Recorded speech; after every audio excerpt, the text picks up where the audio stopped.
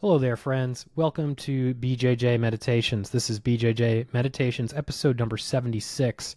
I'm your host, Joe Hannon, Joe from the swamps of Jersey. I had this whole plan for this episode where I was driving back from the New York Open and I used a lav mic clipped to my seatbelt to record my thoughts, having come away from the New York Open, which was an interesting experience. And I thought it came out great. I thought I really crushed it. I thought I gave you guys what would have been a great episode. The only problem is I never turned the microphone on, so I succeeded in recording 30 minutes of silence, which maybe is a better episode, arguably, than what I'm about to deliver to you, but we shall see about that. Sometimes the silence speaks volumes. A couple of you have messaged me asking me how it went, and I haven't responded, mostly because I'm still processing how it went. I'm still processing all the bizarre events that happened leading up to it. And hopefully this episode will come close to some sort of an answer for you. Off the top of my head, I want to apologize. Last episode, apparently if you're listening on Spotify, the audio was cutting in and out in places. I'm not sure why that was, but lesson learned. From now on, I'll listen to these episodes from start to finish before releasing them, which is pretty cringeworthy, in my opinion. One of the things I enjoy about doing these podcasts is that they're just momentary blips on the radar of time, and they're there and they're gone, at least in my mind. I don't like looking back at them. I like to think about Kerouac just kind of writing on the road and one big scroll, this uninterrupted passage of prose. That's kind of how I like to feel and think about these episodes. But of course, that makes for a shitty quality control experience. So I'm going to try and work on that going forward. Anyway, let's try this again. When I last left you last week on an episode titled Ill Communication, tip of the hat to one of the best Beastie Boys records, I was recovering from a bout of bronchitis and reflecting on how illness is a part of seemingly every competitive experience that I have. This competitive experience ended up being a double illness experience. Illness 2 occurred shortly after I recorded that episode. I put that episode to bed and got a call on my phone from my son's daycare saying he had just thrown up in the bathroom and I needed to go and get him. And this is never a good sign. If you have a young child and your child is throwing up, it's an indicator of impending doom for you and your significant other, your spouse, because whatever they have, you're about to get it too, and you're far less resilient than they are. So it's going to put you on your ass in a way that it's not going to put them on their ass. So I bring Cormac home. He seems to be doing better, tries to eat. This does not go well. At one point, my wife, my son, and I are sitting on the couch and we're doing our best to comfort him. And he says, "Dad, I want a hug." So he crawls over to me and gives me a hug. And then I can see he's about to throw up. So I'm holding this bowl inches from my face as he's puking into it.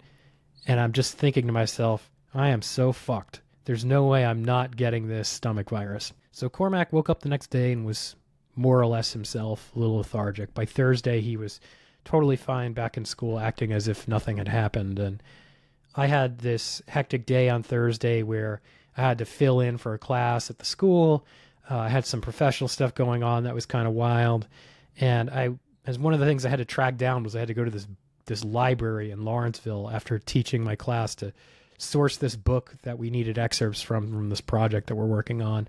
And as I'm on the road, I can just feel the breakfast I ate before training just sitting like lead in my stomach. And I'm drinking some electrolyte mix to recover from the session. By the way, the entire time I was training, I just felt like I had all of my limbs encased in lead. Just everything was happening in slow motion. I knew that it was only a matter of time before I was going down. And I managed to get to this library. I get the book and I'm driving home. And I text Francis using Siri and I say, "You're going to have to get Cormac from school. I'm going to be going down within the hour." Somehow made it home, was able to shower off the training session, got into bed, and not an hour later, it was just a total shit show. vomiting, diarrhea. Fever eventually got up to 103 degrees, which is a new record for me. In the 5 years I've been wearing an Oura ring, I went back and looked. That's the highest fever I've had to date. And, I'm in bed, in and out of consciousness, sleeping fitfully as this fever is overtaking me. And I hear Frances is also going down. She's starting to get sick. So it proceeded to be a very dark night of the soul, where I would maybe sleep at 15 minutes at a time. This was a strange fever because usually I have one big fever and then it kind of breaks, but this one would come and go in waves. It seemed like I would get 3 hours of fever and then like an hour of no fever. Just left my body feeling like it was made out of broken glass. Like there was no comfortable way I could lay in bed, except for kind of on my hip with my legs elevated in this triangle position, which every time I would start to drift to sleep, one of my legs would fall and I would wake up. Did not sleep much that night. Neither did my wife. Somehow my wife gets up the next morning, probably because she didn't have a fever, and is able to get, and probably just because women are way tougher than men, and is somehow able to get our son off to daycare. I tell her, like, I cannot drive a car right now safely. Like, I can't even get myself out of this bed right now. I'm so weak. I'm so depleted. I'm able to drink some water at this point and get myself down to our basement where we have a couch, and it's significantly cooler down there, so I could get some relief from the fever. I fell asleep, I want to say, around 8:30 in the morning, and I didn't wake up until 2:30 in the afternoon. At this point, my wife is doing significantly better than me. I dragged my ass upstairs, and she asked me, like, what are you going to do? Because it's Friday, this competition is the next day. And I said to her, I feel very strongly that I owe it to myself to do this. I've had every reason up until now. I've had 2 serious illnesses in 1 week, which, still had not recovered from the bronchitis. I still haven't really, still have like 80% of my cardio, my lungs. But I said to her, I feel like I have every opportunity to back out and I don't want to do it. I owe it to myself. And she says to me, well, are you going to ask me if I'm well enough to take care of our son by myself? And at this point, I think to myself, I am a total asshole. I'm a selfish son of a bitch. And I think this is inherent to anybody who competes with regularity in jiu-jitsu, maybe in any other sport. I think we're all, to degrees, selfish sons of bitches and daughters of bitches too. There's a certain amount of selfishness that is required to do this well. And we forget how often our families get the short end of the stick as a result. And this was an in-my-face reminder of that. We talked it through, and she said, I can handle it. It'd just be nice if you would factor this into your consideration. And so I decide, unless I wake up in the morning and feel worse, I'm going to go for it. I'm able to drink some water, as I mentioned, then some Gatorade, and maybe like 6 or 7 saltine crackers. That's it for my nutrition for the day before I fall asleep watching the Mets play the Twins. I wake up on Saturday morning and I'm 10 pounds lighter than how I started the day on Thursday. I'm able to eat a couple spoonfuls of oatmeal, drink some more water, and that's about it. I just have no appetite. I have no energy, frankly. I'm just running on Gatorade and water and coffee. And the coffee is mostly just to keep caffeine withdrawal at bay because it's just doing very shitty things to my GI tract. And I feel extremely weak. And one of the first things I notice, in addition to feeling extremely weak, is that I'm still, as you can hear my voice now, I'm still coughing up phlegm. I still can't really breathe. But anyway, the show must go on. So I drive myself the 2.5 hours or 2 hours or so to Long Island, which when you look at the map where I live, where Long Island is in New York, it shouldn't seem like it takes as long as it takes to get there, but damn, it might as well be the other side of the world. And it might as well be another planet too. To get there, you really do feel like you're passing through alien landscapes. And there's just something extremely weird about Staten Island that I can't quite put my finger on.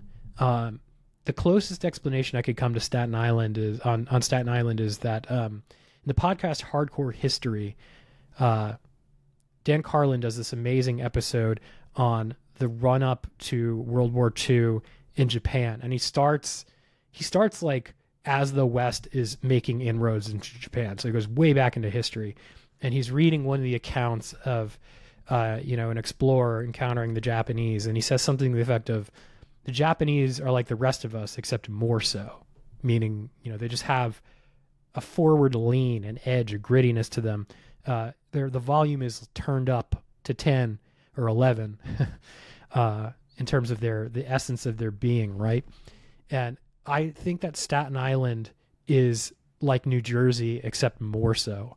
And that's why when people think of the Jersey Shore, they think of people who actually are not from New Jersey. They're from Staten Island, talking about the TV show, of course. Anyway, I digress. Staten Island's a weird place. I'm sorry if that offends you if you're from Staten Island, but it's like New Jersey, but more so. And it's one of the only places I've ever been where it's like clearly, in many cases, an urban environment, and there are just flocks of wild turkeys walking down the street. I don't know what that's about. Turkeys really picky usually about their environment, the habitat that they like. Not on Staten Island. I could kill more turkeys in somebody's front yard, in a muddy hole in their front yard there, than I could like on the vast acreage of the Wildlife Management area that's like 15 minutes away from here. Anyway, I digress. I get to the competition, and I'm doing my warm-up, which really isn't much of a warm-up at all. It's just trying to reintroduce my joints to the idea of moving. Everything feels bad. My hamstrings, because I'm so dehydrated, just feel like they're both going to cramp up at any second. Not good at all. Eventually it's getting close to start time, so I'm hanging around the bullpen to just wait and see when and if my opponents show up, so I should check in. And I confirm that the guy who is the number one seed in my bracket is the same guy that detached my foot in Miami. We greet each other. He doesn't speak much English. Very nice gentleman, though. He recognized me. Obviously, I recognized him. I think I have more reason to remember him than he has to remember me, unless I totally embarrassed myself in Miami in such a way that he would recall it. Not sure. But we greet each other. His opponent is not there. Eventually mine, this dude from Montreal, nice guy, shows up, and he enters the bullpen. So I say, okay, time to get checked in. We're waiting. Miami's opponent is still a no-show. They're supposed to fight before us, and I'm thinking they're going to stick with that plan. But I guess the ring coordinator got impatient and instead pulled me and Montreal into the ring first, which was fine. I was kind of the mindset of, let's get this over with. And it always amazes me at these IBJJF tournaments how the moment I leave the bullpen, it's almost like I'm disassociating from my body. Like I can just watch myself be drawn magnetically to the mat. It's as if I'm being controlled via like remote control. I'm not really there. I'm just kind of like watching it happen. I don't know if that's a good thing or another thing, but I kind of feel myself just drifting to the mat. This could also just be a product of the fact that I feel like total shit. And the match just starts in a flash. It almost seemed like someone snapped their fingers, and it was like up to level 10 in terms of intensity. I'm trying to be a bit more patient and restrained, and I think that was the wrong approach with this guy. He immediately grabs my collar and pulls into a half guard, and I'm almost passing, except he must be left-handed because he puts me in half guard on my less familiar side. So I fumble a little bit. I'm not able to get out, and I end up on my knees inside his half guard. He's got this very strong knee shield that I just can't break. I'm trying to go under and grab the pants and strip it. I'm trying to do crazy dog pass. And it's like my brain knows the tactics, but my body just doesn't have the strength to execute them effectively. Eventually he's able to sweep me, but I'm very quick to recover butterfly guard. able to elevate him a little bit and then immediately pull him into closed guard. And I'm like, thank God. Okay, 2 points down, but we're in my best guard. I should be able to make something happen here. Except I can't. This guy just feels like the Hulk. And in truth, I'm sure that we're probably pretty closely matched in strength, but I just feel like I can't move him. I can't control him. I can't even break his posture down.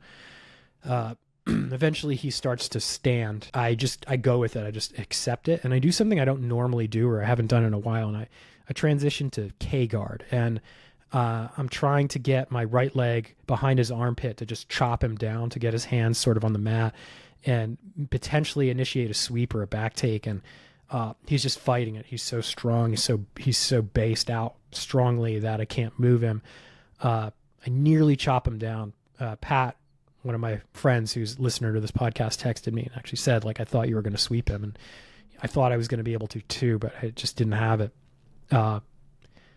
He won't budge. I think at this point I transitioned to X guard, but my hips were facing away from him, not toward him. Or no, they were facing toward him, not away from him. So he was able to pass pretty easily, and I land in side control, under his side control. I'm able to get a hand in, get some frames, so it's not so bad, but still it's not where I want to be. At this point, I'm down 5-0 because, you have the sweep and you have the guard pass. And I don't know where we are on the mat exactly. I don't think we're that close to the scoring table, but at any rate, Montreal starts to work a collar grip, and I know what choke he's going to go for. He's going to try and step over my head and finish it. And I'm dead. Like, I don't have any strength. And I'm just thinking to myself, like, okay, I'm just going to have to try and time getting around his leg as he swings it over. And the ref, for some reason, stops the match at this point. And I remember looking up at the ref and just being like, what the fuck, man? You just fucked this guy. You just had like an 80% chance of beating me right here and now. And now he's not going to do it. And I thought, what a strange thought. Here I am trying to defeat this guy. And I'm angry on his behalf. So bizarre. But I'm also grateful at the same time that I have another chance to survive and potentially win. I think I have about 2 minutes on the clock at this point. So we get moved toward the center of the mat. Resets with the same grips. I know exactly what he's going to do, so I'm able to defend it. And eventually I'm able to escape his side control, which, not like a huge deal or anything like that, but anytime I've been in side control in a comp, I've been pretty much cooked. So I'm taking that as a small win that I was able to actually get out of the side control. But the problem is we're in half guard, which is not a guard that I really enjoy playing. I don't have a ton of stuff for it. But I'm just determined to not get submitted and to do everything I can to sweep him, which is what I did while the time ran out. Ended up losing 5-0. But here's where things get slightly more interesting. I exit the mat and I notice that Miami's opponent still is not there.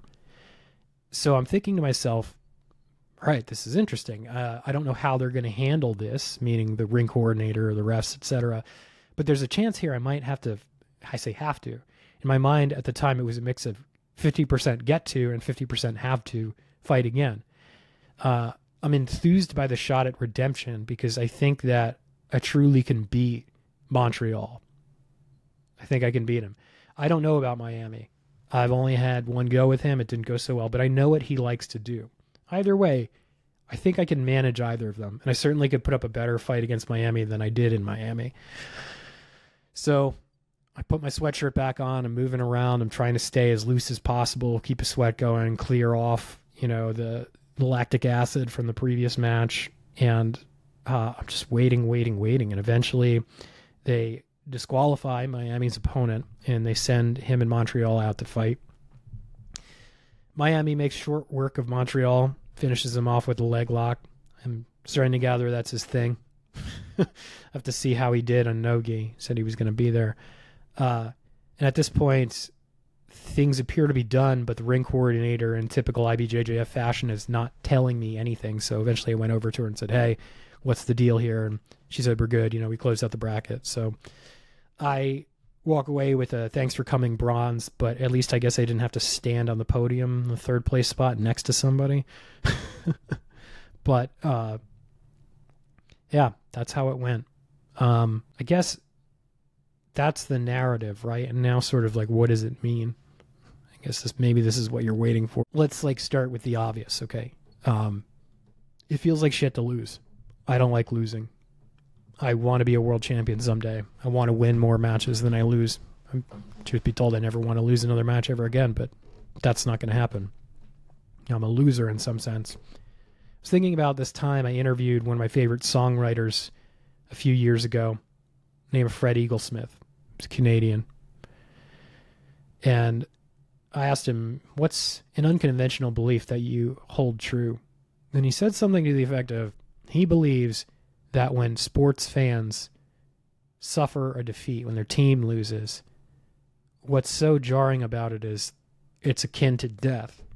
And if you think about it, especially in the martial arts and combative arts, that's what we're simulating. We're simulating death. The winner dies, or the winner wins and lives to fight another day and is glorified, and the loser dies. And the psychological weight of losing is always going to be there. It's always going to be a small death. Maybe it's an ego death, but I feel that primordial sting. And I think anybody who says they don't when they lose in competition isn't doing it right. They're not fully invested in the process. I think the trick of learning how to be a competitor for me is being able to sit with the emotional dissonance of feeling that, and also feeling like I did make some victory, or I did achieve some sort of victory here. And as I mentioned in the last episode, I went into this match with the intention of fighting for myself, of not seeking external validation through winning or through outcomes. And I remember talking to a dear friend before the competition, explaining everything that had come to pass, and telling her how sick I was, and that I felt strongly that I owed it to myself to run it out there anyway. I said this to Emily too. She texted me and asked if I was going to fight. I said, I owe it to myself. Only I'm going to fight for myself. Nobody else is going to do it for me. I have to go out and do it. I said to both of them that my win was going to be stepping out onto that mat and doing it anyway, despite not feeling good, despite having multiple outs between the bronchitis and then the second gastric illness. I think most people would have packed it in, and probably rightfully so, because I felt awful for 2 days after having done this, just fighting for 5 minutes. We're not talking about a long amount of time here, but I did it anyway. And this coincides. Today's my son's birthday.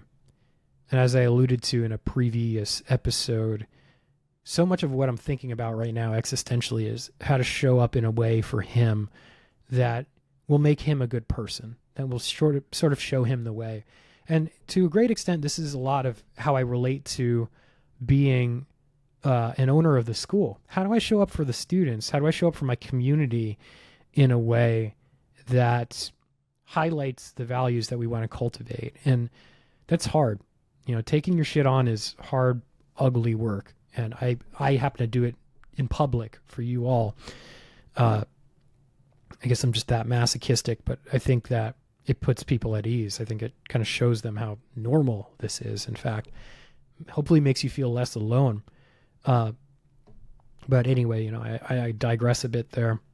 The point I'm trying to make is that this is essential work, and I see it as a service to myself, to that sort of wounded kid inside, and to 37-year-old Joe, and to my son. This is how we do it. My wife and I say this little phrase to my son when he gets upset. He just recently transitioned to a new daycare class, and it's been a tough transition. And he'll say, the class is called Khaki Kangaroos. He'll say, I don't want to go to khaki. I don't want to go to khaki. And a lot of times he's crying. And my wife and I will say to him, Cormac, I know it's hard. Change is hard. Or whatever he's upset about is hard. We try to acknowledge the feelings because they're real. And then we follow it up with, but in this house we do hard things. And we do. In this house we do hard things. My wife and I walk that talk. And I'm here to show up for the school and to walk that talk too. And the other sort of frame of mind that I'm in after this defeat is that, I have this goal of one day being a world champion. I don't know how long it's going to take to achieve that goal. I don't know if I'll ever achieve it. I think about when I was an avid track runner in college, distance, middle distance, I had this goal of running a sub 5-minute mile. And the closest I ever got was 5:06. I couldn't find 7 seconds somewhere. And maybe physiologically I couldn't, maybe I just didn't have it. Maybe this is who I am. Maybe I'm the guy who is the striver, not necessarily the victor. And maybe I never get to that world championship. And I'm totally content being the guy who walks the path. I'm totally content being the guy who tries and who doesn't give up. And I'm fine with that. Maybe that's you. Maybe you can relate to that. And if it is, I hope you can be fine with that too. But that's all I've got for you folks this week. Just wanted to thank you all for listening. I wanted to thank you all for your continuous support of this podcast and your words of encouragement. It's a real pleasure to do this. I hope it helps. Thank you very much for listening, and we will talk next week.